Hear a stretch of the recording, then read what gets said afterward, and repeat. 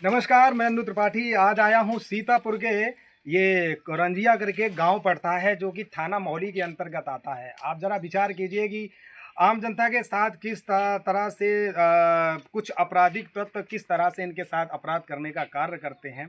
मैं आज बात कराने वाला हूँ इनके गांव के लोगों से। और यहाँ पे हैं एक माताजी जिनका नाम है राम बेटी। उनकी एक बहू है जिनके साथ में कुछ दबंगों के द्वारा छेड़छाड़ बहुत सारी चीज़ें ऐसी की जाती है जिसकी खबर मैंने ऑलरेडी डाल दी है। तो मैं मौके पर उनके गांव में पहुंचा हुआ हूं। उनसे जानने का प्रयास करूंगा कि उनके साथ आखिर घटना क्या हुई, क्या कैसे हुआ। आप इनका घर मकान देख पा रहे होंगे। इनका घर मकान एक झुपड़पट्टी के समान है, जिनके पास में कोई कमाने वाला नहीं है। पति इनके जेल में है, ससुर इनके हैं नहीं, यानी कि महिला ही महिला घर में है, लेकिन इनका कोई सुनने वाला नहीं है। ये लगातार दौड़ रहे हैं, सीओ से लेकर इंस्पेक्टर तक, जने कहाँ कहाँ पे दौड़ के चले आए, लेकिन अभी तक रिजल्ट जीरो रहा। कप्तान महोदय ने भी ना तो इनकी सुनवाई की और ना ही इनके किसी भी एप्लीकेशन को रिसीव किया। तो अभी हम इनसे ही जानने का प्रयास करेंगे, क्योंकि इनका एक मामला चल रहा है खेत को लेकर के। इनकी एक बहन है जो कि सौतेली है। 10 बीघा टोटल ज़मीन है। ज़रा विचार कीजिएगा, अगर कानूनी तौर पे देखा जाए तो, अगर दिया जाए तो, अगर बंटवारा हो तो 5 बीघा उस पक्ष को जाना चाहिए, 5 बीघा इस पक्ष को जाना चाहिए। लेकिन ये दुर्भाग्यपूर्ण है हमारे देश का सिस्टम कि जहाँ पर धन चलता है तो वहाँ पर काम नहीं हुआ करते।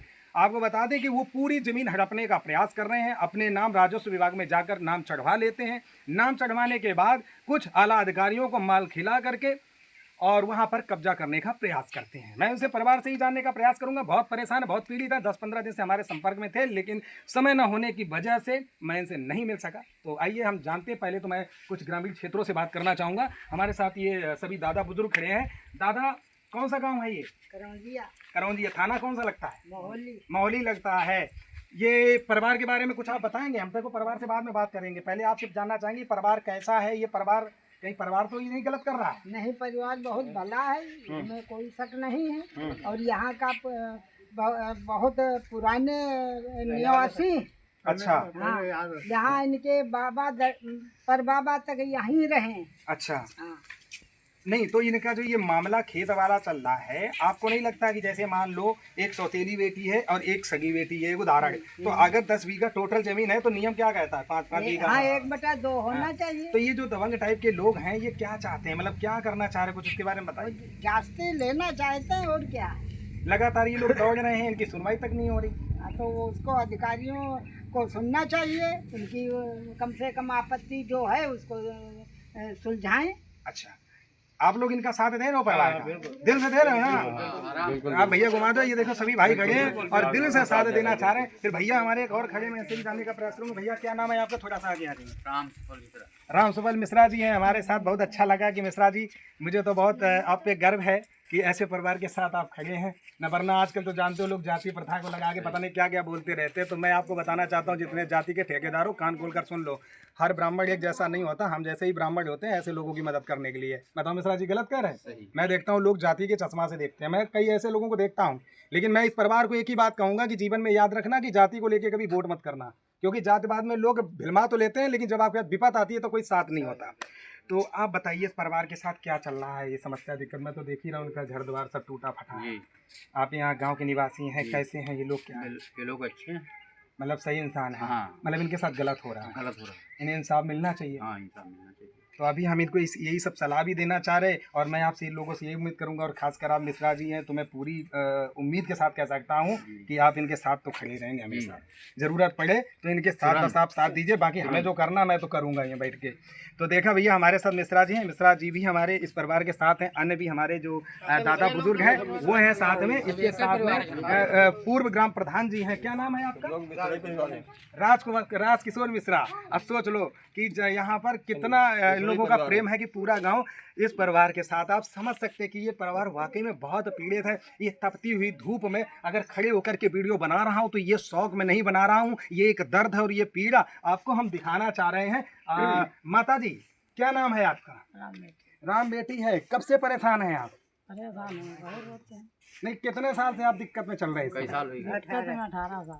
तो ये जो आपका खेती वाला मामला है, तो इसमें आप क्या चाह रहे हैं? क्या मतलब आप ये क्या हुआ, थोड़ा सा बताइए हमारे लोगों को। हमें न्याय मिलना चाहिए। हमारा फसल गई, हमें मिलना चाहिए सारी फसल तो देखो आपको कल मिल जाएगी, हमने आपके लेखपाल से बात कर ली। हमें न्याय चाहिए और हमें क्या चाहिए। मतलब ये पूरी गुंडैती कर रहे हैं। हाँ, ये जबरदस्ती वो जो कर जो रहे जो, हैं जो सब। गुंडैती कर रहे हैं उनके नाम पता है, क्या नाम है? जैसे संतोष है, अच्छा एक राजकुमार है, विमल है। अच्छा, मतलब लौकिक है घर में संतोष। जो महिलाएं हैं वो शशि देवी अच्छा। हैं, रिंकी देवी। अच्छा अच्छा, ये लोग मिल करके मतलब उस पर काबिज होना चाहते हैं अभी, जबकि कोई आदेश कोर्ट का नहीं आया है। कोर्ट का आदेश नहीं आया है। ये दो लोग हैं, आप सामने देख सकते हो, मैं इसलिए लाइव आपको सबको दिखाने का प्रयास कर रहा हूँ। ये दो महिलाओं का फायदा सीधे सीधे वो लोग उठा रहे हैं जिनको मैं आम भाषा में एक नामर्द की श्रेणी दे सकता हूं, क्योंकि कहते हैं ना कि मर्द हमेशा मर्दों से टकराया करते हैं, औरतों से नहीं। लेकिन यहाँ पर दो महिलाओं का किस तरह से हनन होता है। माननीय श्री योगी आदित्यनाथ जी के दरबार में पहुंचे, लेकिन वहां से भी कोई रास्ता नहीं मिला। योगी जी कहते हैं कि महिला सशक्तिकरण मजबूत होना चाहिए, महिलाओं को इंसाफ मिलना चाहिए। आखिर कहाँ है ऐसा कानून और कहाँ है ऐसा ये प्रशासन के लोग जो इन लोगों की सुनवाई तक नहीं करते। जाने कितना थाना अदालत कर चुके, लेकिन अभी तक कोई सुनवाई नहीं। आपके साथ क्या हुआ था? क्या नाम लिखते हो अपना? मीना देवी। आप क्या बता रहे थे, क्या समस्या हो गई थी? क्या आपको कौन गाली दे रहा था? पड़ोस में राजकुमार यादव हैं, अच्छा। सरकारी नल लगा हुआ है, उसमें वो समर डाल रहे हैं सरकारी, अच्छा उसमें पानी भरने देती हूँ तो हमारी जाति पे, चमार जात को हमको गाली देते हैं, पानी नहीं भरने देते हैं। कभी बाल्टी फेंक देते हैं, कभी धमकी देते हैं, कभी गाली देते हैं। गाली का जो दिए हैं वो रिकॉर्डिंग आपको भेजी हूँ सर। अच्छा उसके बाद हमारे बच्चे जब पानी भरने जाते हैं उनको आंखें दिखाती हैं, कभी झाड़ू से झाड़ू लगाने लगती हैं, गर्दा दुखने लगती है हमारे ऊपर। पूरा नल पर कब्जा कर रखे हैं पानी। आपने शिकायत किससे की थी? शिकायत हमने मोहली थाने में की। मोली थाने में की, तो वहाँ से क्या रिप्लाई मिला आपको? कोई रिप्लाई नहीं, उन्हीं को बुला के उन्हीं को समझा दिया गया है। फिर हमको फोन हाँ, तो ये क्या नाम, थाने पे गए तो थाने से क्या आपको रिप्लाई मिला?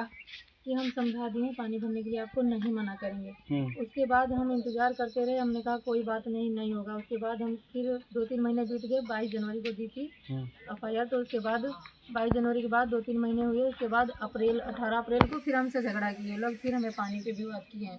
पानी नहीं भरने दूंगा, नल में पानी भरने दे जाती हूँ तो फिर मना किया राजकुमार को। अब आप सोचिए कि मोहाली थाने में जब ये लोग कंप्लेन करते हैं तो वहाँ पर पुलिस समझाती है, समझाने के बावजूद भी वो हरकतों से बाज नहीं आते। अब बताओ, विचार करने वाली बात यह है कि मीना देवी के पति इस समय जेल में हैं। अब ये दुर्भाग्य देखिए कि आज घर में मर्द ना होने की वजह से सीधे सीधे इन महिलाओं का फ़ायदा उठाया जा रहा है। और यहाँ तक कहा जा रहा है, इन्होंने मुझे जो एक बयान दिया था जो कि हमारे पास प्रमाणित है, हमारे पास मौजूद भी है, कि इनके पति को लेकर के बोला था कि तुम्हारा पति नहीं है तो मेरे घर आ जाना, ये कर दूंगा वो कर। यार मैं ओपनली बहुत कुछ नहीं बोल सकता हूँ। इतने अपशब्द बोलने के बावजूद भी आज कहीं ना कहीं ये परिवार इतना सुन रहा है, इतना पीड़ित है।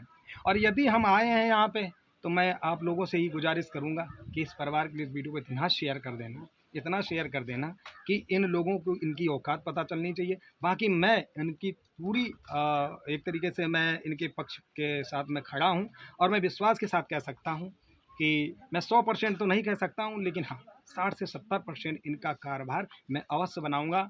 हम आज तक जिस भी कामों में मैंने हाथ डाला है वहाँ पर काम ज़रूर बना है। इनको भी हमारे एक चौकीदार भाई ने ही नंबर दिया था।